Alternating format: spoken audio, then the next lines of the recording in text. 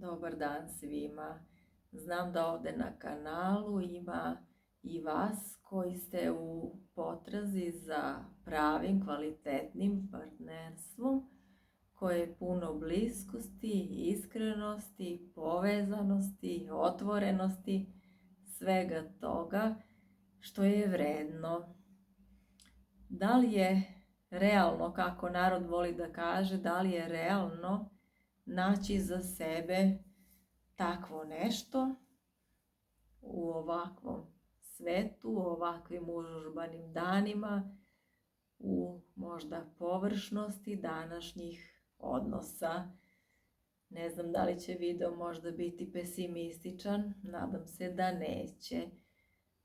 Ono što je za mene najvažnije, jer se takvim poslom i bavim, je naše detinjstvo i kakve smo mi roditelje, odnosno staratelje imali, kako su se oni prema nama ponašali i kakav nam je taj prvobitni obrazac ljubavi. Šta je za nas ljubav, kakav tretman je za nas ljubav, jer shodno tom tretmanu koji nam je iz detinjstva onako ugrađen u našu podsvest, u svaku našu ćeliju, shodno tom tretmanu mi sada biramo i prepoznajemo uopšte naša sadašnja i buduća partnerstva, odnose naše. Ja kažem, ljudi koji su imali dobar brak roditelja pred sobom i u svojoj kući su blagosloveni, srećni, jer oni lako prepoznaju i privuku partnera koji je takođe iz takve jedne skladne, usklađene porodice i tu nikakvih smetnji nema. Njihov obrazac ljubavi je potpuno funkcionalan, oni to prenose na svoju decu i to je onaj najmanji procenat srećnih, usklađenih, funkcionalnih porodica. A sve ove ostale sa mnogo poteškoća, mnogo nefunkcionalnosti, biramo partnera, ne samo mi žene prema našem tati, a muškarci prema majci, nego zaista može i prema roditelju istog pola, znači žene prema majkama, a muškarci prema očevima. Biramo dakle nešto što nam je poznato i što je u našu podsvest ugrađeno. I sada pretpostavljate, ako je nefunkcionalno, da tu dolazi do takvih kombinacija i u partnerskim odnosima, i to ne da mi tu jednu lekciju savladamo i naučimo kroz neko prvo partnerstvo koje je slično tome iz detinjstva, nego stalno iznova i iznova ulazimo po tom obrascu u slične odnose. Iako su to ljudi koji nam na izgled ne deluju slično, ako pogledate u čemu je bila kvaka, gde je bila zamka, što se odnos raspao, vidjet ćete da se tu radi zaista o obrascu ljubavi. I onda malo ako zakopate u detinjstvo i u vaše staratelje,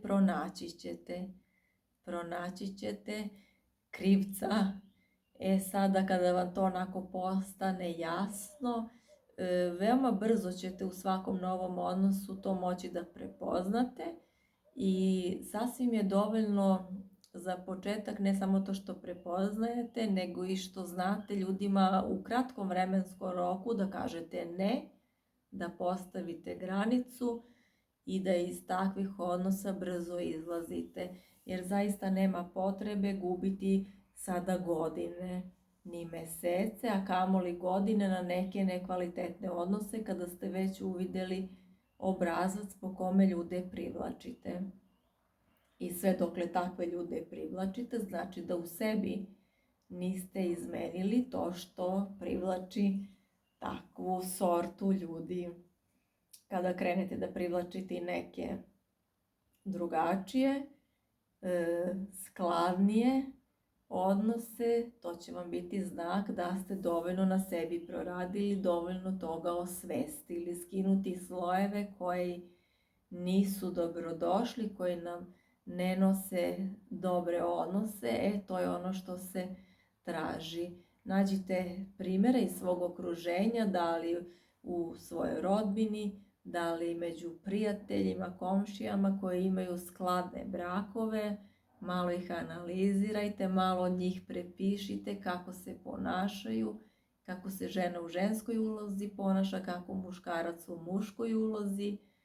Negde malo to izvežbajte, nađite u sebi kontakt sa ženom ako ste žena, kontakt sa muškarcem ako ste muškarac i vidjet ćete kako će se adekvatan spoj prosto nekako spontano vama privući, a sve manje će biti onih pogrešnih koji nekako pokušavaju da vas usisaju nazad u taj neadekvatan, ali poznat obrazac. Mi ljudi mnogo volimo poznate stvari jer u njima smo navikli da plivamo, znamo kako da se u poznatom snalazimo, čak i ako potpuno nije po našoj želji, ako nas ne usrećuje, ali je poznato. Ne treba nam nikakva dodatna snaga, nikakve dodatne veštine, sposobnosti da bismo se tu snalazili sa lakoćom. Nam takvi odnosi idu čak i ako uopšte ne valjaju i ako nam ne donose neki mir, neko blagostanje, ali su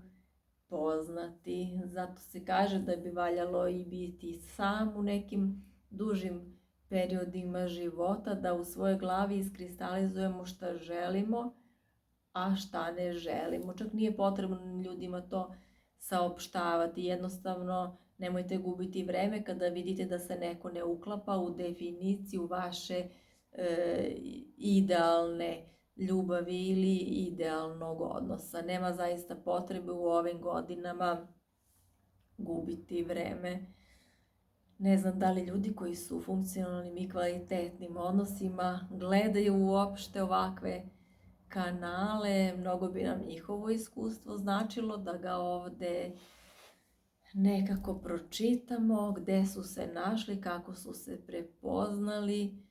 I naročito oni koji su uprkos svojim nefunkcionalnim primarnim porodicama uspeli da osveste, da porade na tome, na tim obrascima, da ih onako osvetle i da kažu, ja ću drugačije, od mene ide drugačije, pa onda moja deca vide neki drugačiji odnos i onda oni to sa lakoćom prenesu svojoj deci i da se stopiraju možda neki odnosi koji su bili i toksični i potpuno unesrećujući za neke onako generacije u porodici našoj koje su odavno iza nas, ali od kojih smo potekli, koji su vaspitavali naše roditelji i to se tako nekako prenosilo, nije se o tome mnogo ni razmišljalo kao u današnje vreme kad zaista izbora imamo.